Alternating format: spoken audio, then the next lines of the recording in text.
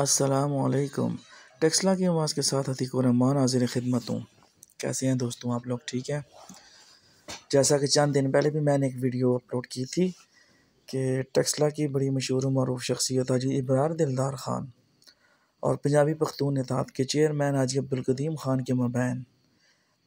ایک جرگہ میں جو ان کا ایک تنازع زمین پر چل رہا تھا، وہ حاجی ملک نصیر الدین صاحب اور ان کی ٹیم نے آپس میں مل بیٹھ کے حل کر دیا۔ تو گزشتہ دنوں جب حاجی ابرار دلدار خان کے ڈیرے پر محفل کا انعقاد کیا گیا تو وہاں پہ بھی کھانے پینے کا بہت اچھا انتظام تھا۔ تو جو دوسری نشست ہے یہ حاجی عبدالقدیم خان کے بھائی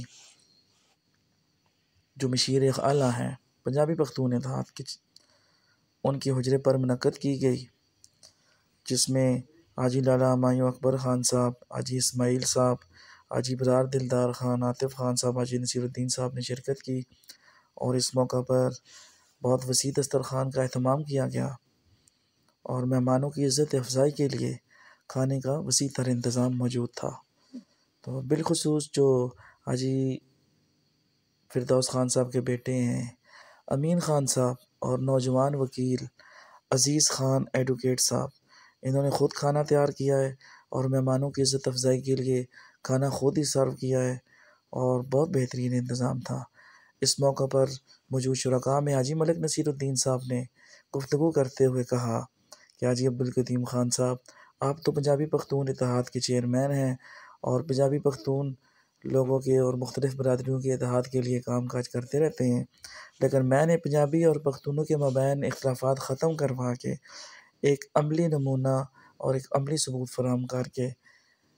پہلا قدم رکھ دیا ہے۔ اب آپ کا کام ہے کہ اپنے شرکاء سمیت آپ قدم رکھیں، تو ہم آپ کے ساتھ ہیں۔ اس موقع پر میرے والد بزرگوار قاری ولی الرحمان صاحب نے خصوصی تلاوت کی اور دعا کے ساتھ محفل اختتام کو پہنچی۔ تو سنیے تلاوت۔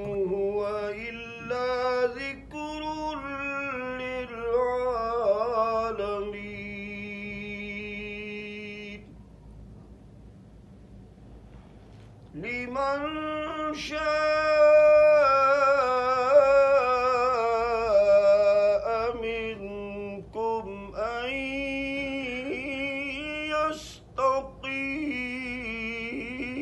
يستقيم وما تشاءون إلا أن يشاء الله إلا أن يشاء الله رب العالمين سبحان ربك رب العزة عما يصفون وسلام على المرسلين والحمد لله رب العالمين۔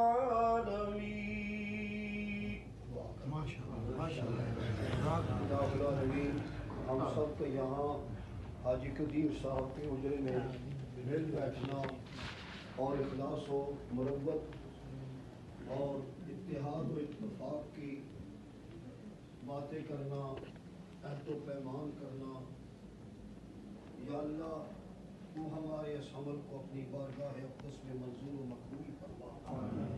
الہ العالمین، انسانیت کی پیدائش کا یہی سب سے بڑا مقصد ہے کہ انسان آپس میں انسانیت کے ساتھ زندگی کے جو لمحات مقرر ہیں وہ گزارے، حیوانیت سے اپنے آپ کو بچائے۔ الہ العالمین، جارحیت سے ہمیں ایک دوسرے کو بچانا چاہیے۔ جارح جو بھی ہوگا وہ اللہ کے غضب کا نشانہ بنے گا۔ یا اللہ ہم سب کو عاجزی اور انکساری عطا فرما، ہر قسم کے فتنہ و فساد اور شرور سے بچا۔ اور حاجی صاحب نے اپنے حجرے پر اس عزت و احترام اور توقیر کے ساتھ ہمیں یہاں پہ دعوت دی اور صلح کے معاملات کو پایا تکمیل تک پہنچانے والی جو جرگہ کی ٹیم ہے، ان سب کو یہاں پہ مدعو کیا، ہم ان کا شکریہ ادا کرتے ہیں، اور جس خلوص اور محبت کے ساتھ تمام آنے والے مہمانوں کی تواضع کے لیے انہوں نے جی اپنے دسترخوان کو انتہائی وسعت قلبی کے ساتھ مالا مال کیا، مولا ان کے روزی رزق میں برکتیں پیدا فرما، ان کی عزتوں میں اضافہ فرما، ان کے خاندان کے تمام چھوٹے بڑے افراد میں خیر و برکت کا نزول فرما، ان سب کو آپس میں اتحاد و اتفاق کی عظیم دولت سے بہرہ مند فرما۔ الہ العالمین، ہم سب جو یہاں پہ جمع ہوئے ہیں، یا اللہ ہمیں ایک دوسرے کے ساتھ اخلاص و مروت کے رشتوں میں مزید مستحکم اور مضبوط بنا دے، اور فتنہ و فساد کی جتنی چالیں ہیں اور شیطانی اور ابلیسی طاقتوں کی جتنی بھی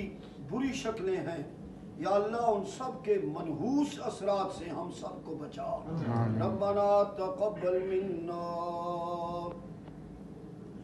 انک انت السمیع العلیم